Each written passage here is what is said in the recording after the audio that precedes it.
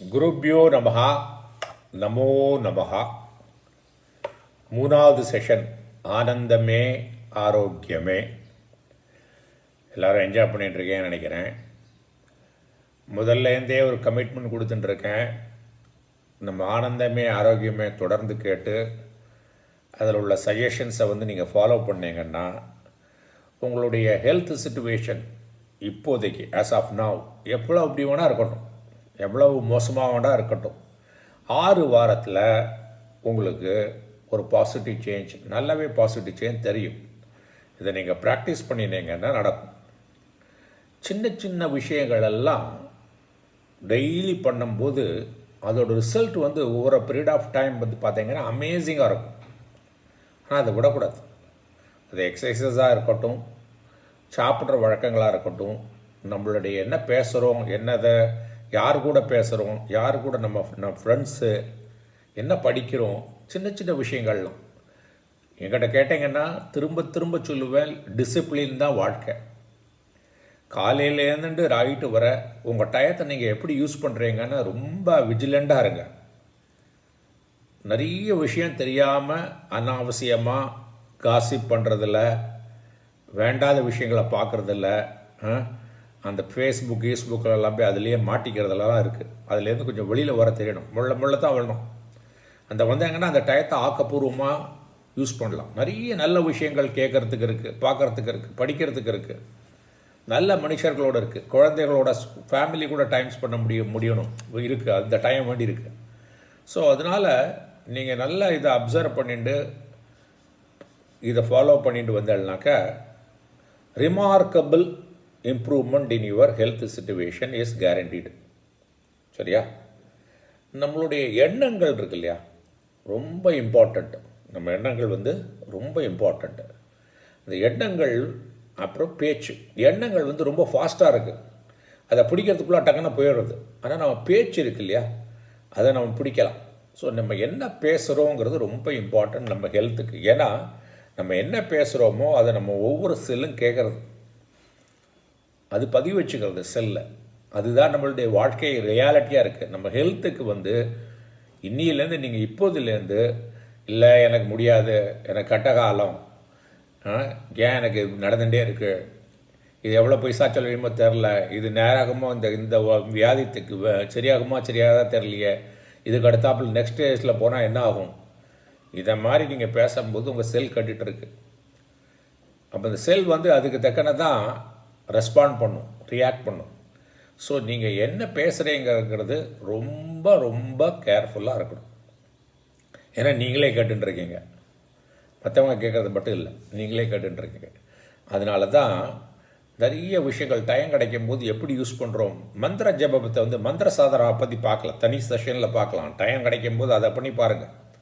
இந்த மந்திர சாதனா என்னென்னா, வேண்டாத விஷயங்களில் மனசு போகிறதோ அல்லது வார்த்தைகள் போகிறதோ தடுக்கிறது. ஒரு தனி செஷனாகவே த பவர் ஆஃப் வேர்ட்ஸ் அப்படின்னு பார்க்கலாம், அதையும் தனியாக பார்க்கலாம். இதெல்லாம் நிறைய நாளாக என்னோடய ஆசை. ஸோ எப்படி இந்த வருஷத்தில் பார்க்கலாம். பவர் ஆஃப் வேர்ட்ஸ், நம்ம என்ன வார்த்தை பேசுகிறோங்கிறதோட மதிப்பு, அதனுடைய வேல்யூ, அதனுடைய உபயோகங்கள் என்னென்னு பார்க்கலாம். நம்மளுடைய ஹெல்த்து ரொம்ப இம்பார்ட்டன்ட் வேகல் டோனிங் அப்படின்னு பேர். இந்த vagal nerve very important nerve நம்மளுடைய ஹெல்த்துக்கு. அது எப்படி டோன் பண்ணணும், அது எப்படி நம்ம யூஸ் பண்ணிக்கலாம் நம்ம ஹெல்த்துக்குங்கிறத பார்க்கலாம். இது என்னென்னா, பேராசிம்பத்தட்டிக் சிஸ்டம் ஆக்டிவேட் பண்ணி ரிலாக்ஸ் பண்ணி நம்மளை ஹெல்த்தை இம்ப்ரூவ் பண்ணி நம்மளை க்ரோ பண்ண வைக்கிறது. நம்ம ஹெல்த் நல்லா இருந்து நம்மளுடைய திங்கிங் கிளியராக இருந்ததுனாலே வாழ்க்கையில் அமைதியும் ஆனந்தமும் எப்போதுமே நம்ம கூட இருக்கும். இந்த வேகல் டோனிங்க்கு என்னெல்லாம் பண்ணணுங்கிறது சொல்கிறேன், நல்லா குறிச்சிங்க. இதெல்லாம் அதான் ஒரு நோட் புக் எடுத்துட்டு எதெல்லாம் உங்களுக்கு ரொம்ப சூட் ஆகுதுன்னு நீங்கள் நினைக்கிறீங்களோ, எதெல்லாம் நீங்கள் பண்ணலையோ அதெல்லாம் இதில் எழுதி வச்சுக்கோ. அதில் இந்த வேகல் டோனிங்கும் எழுதி வச்சுக்கோ. 1, காலையில் எழுந்துட்ட உடனே ஃபஸ்ட்டு உங்களுடைய எண்ணங்கள் என்னங்கிறது பாருங்கள். உங்களுடைய எண்ணங்கள் என்ன? ஒரு கண்ணாடி எடுத்து கண்ணாடிக்கு முன்னால் போய் நின்றுனாக்க, ஒரு கண்ணாடிக்கு முன்னால் நீங்கள் காலையில் எழுந்துட்டீங்கன்னா உங்களுக்கு என்ன எண்ணம் வருது? ஐயோ எனக்கு சரியில்லையே, இந்த இடத்துல ப்ராப்ளமே, அந்த இடத்துல ப்ராப்ளமே, இன்றைக்கி எப்படி போகுமோ தெரியலையே, தலை சுற்றுது, ப்ரெஷர் ஜாஸ்தியாக இருக்குது, சுகரை ஜாஸ்தியாக எடுத்து அதை மாதிரி எண்ணங்கள் வருதா, இன்றைக்கி எனக்கு ஒரு புது ஆப்பர்ச்சுனிட்டி கிடைச்சிருக்கு, இன்றைக்கி வந்து நல்லா இம்ப்ரூவ் பண்ண முடிகிறது, எது மாதிரி எண்ணங்கள் வருதுன்னு பாருங்கள். அந்த எண்ணங்களுக்கு தகுந்த மாதிரி உங்களுக்கு நல்ல ஆக்கப்பூர்வமான எண்ணங்களாக இருந்தாக்க கை தட்டிங்க, நல்லது தான். ஆக்கப்பூர்வம் இல்லைன்னா ஆக்கப்பூர்வமாக அவேர்னஸோடு மாற்றுங்க. ஏந்துக்கும்போது ஒரு கட்டிலேருந்து வெளியில் வரத்துக்கு முன்னால் 2-3 நிமிஷம் கையை அப்படி வச்சுண்டு கண்ணை மூடிண்டு உங்கள் ப்ரீதிங்கை கவனிங்க. ப்ரீதிங்கை சேஞ்ச் பண்ண சொல்லலை, ப்ரீதிங்கை கவனிங்க. அந்த விரலில் இடிக்கும்போது எக்ஸலேஷன் ஆகும்போது இடிக்கும். உங்களுக்கு வேணும்னா ஒரு 50 கவுண்ட் என்ட்ரதனையும் பண்ணுங்கள். இதெல்லாம் வேகல் டோனிங் பண்ணும். வேகல் நர்வை பண்ணி பேராசிம்பத்தட்டிக்ஸ் நர்வஸ் சிஸ்டத்தை ஆக்டிவேட் பண்ணும்.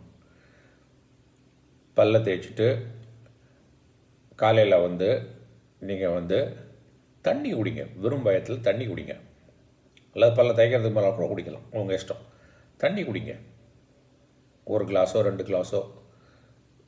ரூம் டெம்பரேச்சர் வாட்டர் குடிங்க, அல்லது லூக்வார்ம் வாட்டர் குடிங்க. குளிக்கும் போதும் ரூம் டெம்பரேச்சரில் தண்ணியில் குளிங்க.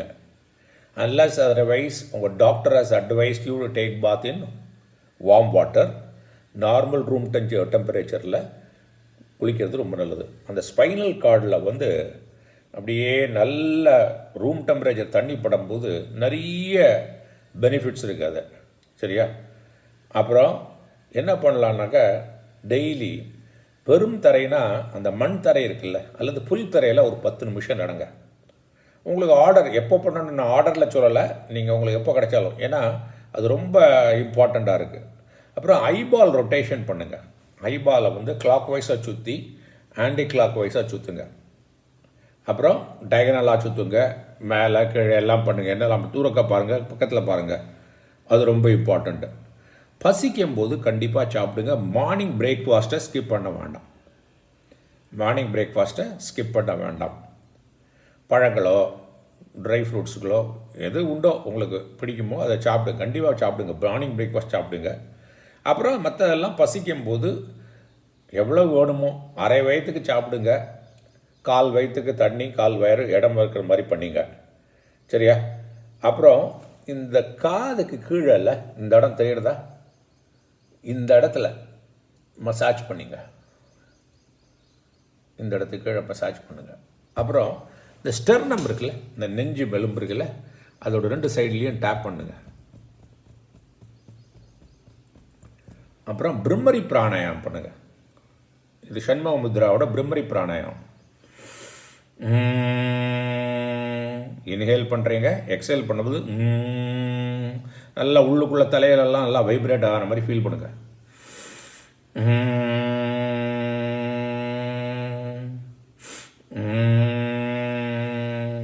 இது மாதிரி 12 தரம் பண்ணுங்க. ஒரு நாளைக்கு 3 தரம் பண்ணுங்க. காலையில், மத்தியானம், ராத்திரி பண்ணுங்க. மத்தியானம் முடியாதவங்க காலையிலையும் ராத்திரியும் கண்டிப்பாக பண்ணுங்க. அப்புறம் பிராணாயாமம் பண்ணும்போது என்ன பண்ணணுன்னா, தனியாக உட்காந்துட்டு இன்ஹேல் பண்ணுறதை விட எக்ஸலேஷன் ஜாஸ்தி பண்ணுங்க. இப்போ இன்ஹலேஷன் பண்ணுறோம் பாருங்கள், 2 நாஸ்ட்ரிலேருந்து பண்ணிக்கலாம். ஒரு 5 கவுண்ட் பண்ணினேன்னா எக்ஸலேஷன் 7 கவுண்ட் பண்ணுங்கள். ஹோல்டு பண்ண வேண்டிய அவசியம் இல்லை. ஸோ இன்ஹேல் பண்ணுங்கள், எக்ஸலேஷன் இன்ஹலேஷனோட ஜாஸ்தி. இதை மாதிரி ஒரு 3 நிமிஷமோ 4 நிமிஷமோ பண்ணுங்கள். இது 3 வேளை பண்ணுங்கள், காலையில், மத்தியானம், சாயங்காலம். இந்த இன்ஹலேஷன் வந்து அதோட எக்ஸலேஷன் ஜாஸ்தி பண்ணும்போது நல்லா ரிலாக்ஸ்ட் ஆகுங்க. யாருக்கெல்லாம் ஸ்ட்ரெஸ்ஸு ஜாஸ்தியாக இருக்கோ, கவலைகள் ஜாஸ்தியாக இருக்கோ, படபடப்பு இருக்கோ, எதாவது பண்ணிகிட்டே இருக்கணும், சும்மாவே இருக்க முடியல, ஒரு இடத்துல உட்கார முடியலன்னா இது பண்ணுங்கள், உடனே ரிசல்ட் கிடைக்கும். டிராஃபிக்கில் உட்காந்துன்ற என் காரில் கோபம் வருது, வண்டியே போக மாட்டேங்கிறது, பண்ணுங்கள். இதை இன்ஹலேஷனோட எக்ஸலேஷன் ஜாஸ்தியாக இருக்கணும், அது பண்ணுங்கள். அப்புறம் நல்ல வாய் விட்டு சிரிங்க. ஓகே, இதெல்லாம் ஒரு 10 சொல்லியிருக்கேன். இந்த 10 டெய்லி ஈஸி தான். இதெல்லாம் இந்த 10 நீங்கள் பண்ணினீங்கன்னாக்க வேகல் டோனிங் ஆகி நல்ல ஹெல்த் இம்ப்ரூவ் ஆகும். Irrespective of whatever your life condition, அது நல்ல ஹெல்த் வந்து இம்ப்ரூவ் ஆகும். இது வந்து ரொம்ப இம்பார்ட்டண்ட் பாயிண்ட்டு. அப்புறம் என்ன பண்ணுவாங்கன்னா நிறைய விஷயங்கள் வந்து நம்ம வந்து புரிஞ்சிக்க வேண்டியிருக்கு. நம்ம இந்த ரிசன்மெண்ட், ஒரு வெறுப்பு, ஒரு ஆளை பார்த்தா ஒரு ஆளை எண்ணினாலே ஒரு வெறுப்பு வருது இல்லை. இந்த வெறுப்பு வந்து சில பேரை பார்த்தா நிறைய வருஷமாக சேர்த்து வச்சுருக்கோம் நம்ம சொத்து மாதிரி. இந்த சொத்து இல்லை, இந்த கருதியலான உள்ளுக்குள்ளே வச்சுருக்கிறது என்ன பண்ணுறதுன்னா, அவங்கள ஒன்றும் பண்ணாது, நம்மளை கஷ்டப்படுத்தி விட்டுரும். ஸ்டடீஸ் என்ன சொல்கிறதுனா, ரிசன்மெண்ட், வெறுப்பு, யார் மேலேயாவது வெறுப்பு இருந்ததுன்னா கூப்பிட்டு சொல்லிடுங்க வாயை திறந்து, அல்லது ஒரு தலானி எடுத்து குத்துன்னு அவங்க நினச்சா குத்தி வெளியில் கொண்டு வந்துடுங்க. உள்ளுக்குள்ளே அமுத்தி வச்சுக்கிறீங்களே, இந்த ரிப்ரஸ்ட் ஆங்கர், இந்த வெறுப்பு இருக்குல்ல, இந்த வெறுப்பு வந்து கேன்சர் வரதுக்கு காரணங்கிறாங்க. ஸோ இதெல்லாம் ரொம்ப கேர்ஃபுல்லாக புரிஞ்சுக்கணும். நீங்கள் ஒரு ஆள் மேலே வெறுப்பு இருந்ததுனாக்க, ஏன் வெறுப்பு இருக்குதுன்னு ஒரு ஜேர்னல் எழுதுங்க. ஏன் இருக்குது, அவரை பற்றி கிட்டணும்னா எல்லாம் ஜேர்னல் எழுதி அப்புறம் கழிச்சு போட்டுருங்க ஒரு பேப்பரில் எழுதி. அல்லது அவங்கள நல்ல மூடில் இருக்கும்போது சொல்லுங்கள், எனக்கு உன் மேலே இப்படி கோபமாக இருக்குது, நீ ஏன் இப்படி பண்ணின, மனசில் வச்சுக்காதுங்க. அல்லது ஒரு தலானி வச்சுட்டு அவங்க நினச்சிட்டு அதில் கடிச்சு வெளியில் கொண்டு வந்துடுங்க. ரிசன்மெண்ட் வந்து நிறைய நாளாக இருந்ததுன்னா கேன்சர் வரதுக்கு சான்ஸ் இருக்குங்கிறாங்க. சில பேர் பார்த்தீங்கன்னா எதை பார்த்தாலும் கிரிட்டிசிசம். ஒருத்தன் வந்து என்ன பண்ணானா, அவன் டாக் வந்து ரிவரில் ஸ்விம் பண்ணுறதுக்கு பதிலாக வாக் பண்ணுமா. ஆனால் அவன் பக்கத்து வீட்டுக்காரன் இருக்கானே, ஒன்றத்தை பார்த்தாலும் அப்ரிஷியேட் பண்ண மாட்டான், எதை பார்த்தாலும் கிரிட்டிசைசம் தான் பண்ணுவோம். அது அப்படியே பழக்கம் ஆகிடுது அவனுக்கு.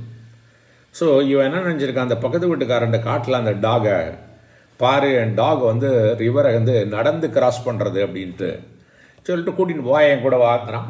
ரிவருக்கு போகிறாங்க. அந்த டாக்டர் சொல்கிறான், Tommy walk across the river அப்படிங்கிறான். அழகாக மேலே நடந்து போகிறது. உடனே அவன்கிட்ட கேட்டு, என்ன நோட்டீஸ் பண்ணின்னு கேட்டால், டாமிக்கு ஸ்விம் பண்ண தெரியாதா அப்படிங்கிற. ஸோ சில பேரெல்லாம் கிரிட்டிசைஸ் பண்ணுறதே ரெடியாக வச்சுருப்போம், நல்லதே பார்க்க முடியாது. நான் பார்த்தோம்ல, ரால்ஃப் வால்டோ எமர்சன் சக்ஸஸ் எப்படி டிஃபைன் பண்ணியிருக்காரு, to find the best in others அப்படின்னு படித்தோமா இல்லையா போன செஷனில். எல்லாரையும் பார்த்தா நல்ல விஷயங்கள் கண்டிப்பாக இருக்கும், அதை பார்த்து உடனே அவங்கள்ட்ட சொல்லணும். அது உண்மையாக இருந்தால் சர்க்காசமாக இருக்கக்கூடாது. இல்லாத சொன்னோம்னா அவங்களுக்கு ஹர்ட் பண்ணுற மாதிரி ஆகிடும். சர்க்காசம் ஆகாமல் இருக்கிறத கண்டிப்பாக சொல்லணும். இது நம்ம ஹெல்த்துக்கு அப்படி ஐடென்டிஃபை பண்ணுங்கள். அப்போ உங்கள் கூட நிறைய பேருக்கு ஆட்கள் இருப்பாங்க, எல்லாருக்குமே இது வேண்டியிருக்குல்ல, நம்மளுக்கு வேண்டியிருக்குல்ல. ஒருத்தர் நல்லதை சொன்னால் நம்மள்ட்ட இருக்கிறத அது 4 பேருக்கு முன்னால் சொன்னால் நல்லா வேண்டியிருக்குல்ல. மேக் இட் ஏ பாயிண்ட், அது பண்ணுங்கள். ஏன்னா இந்த கிரிட்டிசம் பண்ணிட்டே இருந்தோம்னாக்கா ஆர்த்ரைட்டிஸ் ப்ராப்ளம் இருக்குங்கிறாங்க. இதெல்லாம் ரிசர்ச். ப்ளீஸ் இப்போல்லாம் ஆர்டிஃபிஷியல் இன்டெலிஜென்ஸ் வந்துடுது, சாட் ஜிபிடி வந்துடுது, கூகுள் இருக்குது, எல்லாத்தையும் போட்டு பாருங்கள். இதெல்லாம் கண்டினியூஸாக யார் கிரிட்டிசிசம் பண்ணுறாங்களோ அவங்களுக்கு ஆர்த்ரைட்டிஸ் இருக்குது. ஆர்த்ரைட்டிஸ் இருக்கிறவங்கெல்லாம் கிரிட்டிசைஸ் பண்ணணும் முடியாது இல்லை. ஆனால் கண்டினியூஸாக கிரிட்டிசைஸ் பண்ணுறவங்களுக்கு ஆர்த்ரைட்டிஸ் இருக்குது அல்லது வரத்துக்கு சான்ஸ் இருக்குது. கில்ட்டு இப்படி பண்ணியிருக்கக்கூடாது, ஏன் இப்படி பண்ணினேன். இந்த கில்ட் இருக்கிறவங்களுக்கு வந்து பெயின் வருதுங்கிறாங்க உடம்பு பார்ட்ஸில், various part of the parts. So guilt இருக்கிறதுக்கு பதிலாக ஒரு ஆள்கிட்ட நம்ம ஒன்று தப்பு பண்ணிட்டோமோ அல்லது தப்பு செய்ய வேண்டியதை செய்யாமல் இருந்துட்டோமோ அவங்கள்ட்ட போய் சாரி சொல்லுங்கள், மன்னிச்சுக்க, எனக்கு அந்த டயத்தில் ஏதோ கோவத்துலேயோ அறியாமலையோ நான் பண்ணிட்டேன், speak out and ask for pardon, please forgive me அப்படின்னு கேளுங்க. முதல்ல அவங்கள்ட்ட பேச முடியாட்டா கண்ணில் விஷுவலாக அந்த ஆளோட ஃபிகரை கொண்டு வந்து அவங்கள்ட்ட மன்னிப்பு கேளுங்க. மன்னிச்சுக்கன்னு சொல்லுங்கள் அவங்கள்ட்ட தனியாக. அப்புறம் ஒரு நாள் டைம் வரும்போது, ஆப்பர்ச்சுனிட்டி கிடைக்கும் போது அல்லது ஃபோன்லேயோ பேசுங்க. கில்ட்டு வந்து நிறைய பாடி பார்ட்ஸ் பெயின்ஸுக்கெல்லாம் காரணங்கிறாங்க. பயம், உண்மையான பயம், ஃபங்க்ஷனல் ஃபியர் இருக்குது, ஆனால் இமேஜினரி ஃபியர் இருக்குல்ல, அது டென்ஷனை ப்ரொடியூஸ் பண்ணி அல்சர்லாம் கொண்டு வருதுங்கிறாங்க. ஸோ நான் எமோஷனல் இன்டெலிஜென்ஸ் ஒன்றும் இல்லை. நம்மளுக்கு ஃபஸ்ட்டு என்ன எமோஷன் இருக்குங்கிறது அவேராக இருக்கணுமா வேண்டாமா? அவேரானதை தானே நீங்கள் இதை மாதிரியெல்லாம் பண்ண முடியும், மேனேஜ் பண்ண முடியும். அதே மாதிரி மற்றவங்க கூட இருக்கும்போது அவங்களுடைய எமோஷனை தெரிஞ்சுட்டு அந்த டயத்தில் நம்ம அந்த இடத்துல இருக்கணுமா தள்ளி போகணுமா, ரிலேஷன்ஷிப்பை மேனேஜ் பண்ணுறது 4 ஸ்டெப்ஸும் எமோஷனல் இன்டெலிஜென்ஸ் ரொம்ப இம்பார்ட்டன்ட் இல்லை? இந்த பாடி மைண்ட் கனெக்ஷன் இருக்கிறதுனால எமோஷனல் இன்டெலிஜென்ஸ் வந்து ரொம்ப important for the health. So என்ன ஆகணும், ரிசென்ட்மெண்ட் வரும்போது மேக்ஸிமம் என்ன பண்ணான் அவன் நம்மளே நிறைய விஷயங்கள் தப்பு பண்ணி, நான் நிறைய விஷயங்கள் தப்பு பண்ணும்போது அந்த டயத்தில் எனக்கு நான் தப்பு பண்ணணும்னு ஆசை கிடையாது. அந்த டயத்தில் எனக்கு என்ன தோணிச்சுன்னா, இப்படி அவனுக்கு கொடுத்தா திரும்ப கொடுக்கணும் அப்படிங்கிற ஒரு இக்னரன்ஸு, அது தப்பு. அந்த டயத்தில் ஒரு அந்த உணர்ச்சிகளுக்கு வயப்பட்டு ஆள் கொண்டு பண்ணிடுறோம். அப்புறம் தனியாக உட்காரும்போது தப்பு தோணா கூட போய் சொல்ல மாட்டேங்கிறோம், சாரி சொல்ல மாட்டேங்கிறோம், ஜஸ்டிஃபை பண்ண பார்க்குறோம், அகங்காரம் வந்துடுறது. ஸோ யாராவது உங்களுக்கு தப்பு பண்ணியிருந்தா கூட அகங்காரம். நான் வந்து ஒரு கம்பெனியில் வேலை பார்க்கும்போது என்ன ஆச்சுன்னா, அந்த கம்பெனி வந்து கடவுளோட புண்ணியத்தில் லாஸாக இருந்தது, நல்ல ஆட்கள்லாம். நான் வந்து சிஇஓவாக இருந்தேன். அந்த கம்பெனியை வந்து கடவுளோட புண்ணியத்தில் எல்லாம் ப்ராஃபிட்லாம் பண்ணியாச்சு. ஸோ அந்த கம்பெனியை விட்டுறதா இருக்கும்போது ஒரு ஆள் வந்து என்னை வந்து இந்த ஓனர்கிட்ட வந்து சொன்னாங்க, இவன் வந்து இந்த கம்பெனியை டேக் ஓவர் பண்ண போகிறான், உங்கள்கிட்ட இந்த கம்பெனி எடுத்துக்க போகிறான், ஏன்னா ஆட்களெல்லாம் கீழே உள்ள ஆட்கள்லாம் அவன் சைடில் கொண்டு வந்துட்டான். நான் வந்து எனக்கு வந்து என்னன்னாக்கா, என்னை பற்றி இல்லாத ஒருத்தன் சொல்லியாச்சுனாக்கா, அதுவும் ஒரு நல்ல இடத்துல நல்ல காரியம் பண்ணிவிட்டு இப்படி சொல்லியாச்சுனாக்கா யாரையும் சொன்னால் வருத்தமாக இருக்கும். அது மட்டும் இல்லை, என்னோடய ஓனரை வந்து என்னை பற்றி நல்லாவே தெரியும்னு நான் நினச்சிட்டு இருந்தேன். அவன் போய் சொல்லும்போது அந்த ஓனரை வந்து அதை கேட்டுருக்காரு. அவனை திட்டலை, என்னடா அப்படி சொல்கிறேன், எனக்கு இவனை பற்றி தெரியும், ராமை பற்றி. எனக்கு அந்த ஆள் யார் போய் என் ஓனரை சொன்னானோ அவன் மேலே கடுமையாக ரிசர்மெண்ட்டு நிறையனா எனக்கு எடுத்துக்கவே முடியல. என்னை எப்படி சொல்லிட்டானே, இவன் எப்படி சொல்லிட்டானே, அவனும் ஓனரும் கேட்டுட்டு இருந்தான். நான் கடுமையாக ரிசர்மெண்ட்டு, கம்ப்ளீட்லி டிஸ்டர்ப்டு. அவனை எனக்கு வந்து மன்னிக்கிறதுக்கு ரொம்ப நாளாச்சு. ஆனால் அந்த டயத்தில் என்னுடைய எனர்ஜி எல்லாம் சாப்பிட்டது அவன் தான், அந்த ஆள் தான். அந்த ஞானம் திரும்ப திரும்ப வரும்போது என்ன பண்ணுவோம்னா, சரி ஒரு பில்லோ எடுத்துக்கோ, அவனோட சின்ன குத்திக்கோ. அவனுக்கு அந்த டயத்தில் அறியாமல் அவனுக்கு என்ன ப்ராப்ளமோ அவளுக்குள்ள ப்ராப்ளம் இருக்குதுன்னு சொல்லிட்டு, ஸோ மறக்கிறது வந்து மறக்கிறதை விட மன்னிக்கிறது வந்து நம்மளுக்கு அப்படி நல்லது. ஸோ ரொம்ப இம்பார்ட்டண்ட்டான விஷயம் அது. ஸோ இப்போ என்ன சொல்ல வரேன்னா, நம்மளுடைய சிச்சுவேஷன், ஹெல்த் சிச்சுவேஷன் எவ்வளோ வருஷமான இருக்கட்டும், எனக்கு 25 வருஷமாக க்ரானிக்காக அந்த ப்ராப்ளம் இருக்குது. ராம், நீ சொல்கிற உடனே போயிருங்கிறிய, 60 நாளில் டிஃப்ரென்ஸ் வரும், 6 வாரத்தில் டிஃப்ரென்ஸ் வந்துக்கிற. திரும்ப சொல்கிறேன், உங்களுடைய சிச்சுவேஷன் எவ்வளவு வருஷமாக இருந்தாலும் சரி, அந்த இல்னஸ் எவ்வளோ நாள் இருந்தாலும் சரி, ரிலேஷன்ஷிப்பு மோசமாக இருந்தாலும் சரி, இதெல்லாம் பார்க்கும்போது, ஏன்னா ரிலேஷன்ஷிப்பும் ஹெல்த்தை டிஸ்டர்ப் பண்ணுறது. நம்ம கூட வாழறவங்க, நம்ம ஒய்ஃப், சில்ட்ரன், அப்பா அம்மாக்கள், ரொம்ப நெருங்கிய உறவினர்கள்லாம் ரிலேஷன்ஷிப் இல்லைன்னா அது ஹெல்த்தை கண்டிப்பாக டிஸ்டர்ப் பண்ணும். அப்புறம் பைசா இல்லைனாலும் நம்ம ஹெல்த்தை டிஸ்டர்ப் பண்ணும். ஓகே, ஸோ இதனால் என்ன ஆகும், சில சமயம் நம்மளை வெறுக்க ஆரம்பிச்சிருவோம்.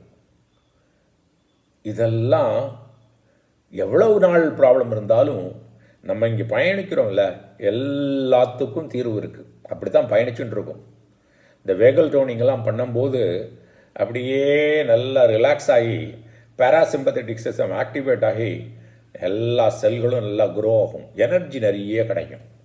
எனர்ஜி நிறைய இருக்கும்போதே ஒரு சுச்சுவேஷனை ஒழுங்காக பார்ப்போம், உள்ளதாக பார்ப்போம், நல்லா ஹேண்டிலும் பண்ணுவோம். ஸோ இன்னும் பயணிப்போம், முள்ள தான் பயணிச்சுட்டு இருக்கோம். இன்னும் நிறைய இருக்குது, நிறைய விஷயங்கள் தெரிஞ்சுக்கணும். நீங்கள் எதெல்லாம் இம்பார்ட்டன்ட் பாயிண்ட்டோ அதெல்லாம் எழுதி வச்சுட்டு, இதெல்லாம் உங்களுக்கு எது பிடிச்சதோ, எதெல்லாம் உங்களுக்கு இம்மிடியட்டாக ஒர்க் ஆகும்னு சொல்லிட்டோ, அது உங்களுக்கு தெரியிற இடத்துல வீட்டில் ஒரு ஸ்டிக்கரை வச்சு ஒட்டியோ, அதில் ஒயிட் போர்டு இருந்தால் அதில் எழுதி வச்சுக்கும்போது திரும்ப பாருங்கள். திரும்ப போகும்போது இந்த ப்ரோக்ராம் ஸ்ட்ராங் ஆகும். ஸ்ட்ரென்தனிங் த ப்ரோக்ராம் நடக்கும்போது அதோடைய எஃபெக்ட் ரொம்ப ஃபாஸ்ட்டாக இருக்கும். ஸோ ஆனந்தமே ஆரோக்கியமே ஆனந்தமேன்னு சொல்லிட்டு இன்னும் பயணிப்போம்னு சொல்லிட்டு இந்த ஆப்பர்ச்சுனிட்டிக்கு நன்றி. குருப்யோ நமஹ, நமோ நமஹ.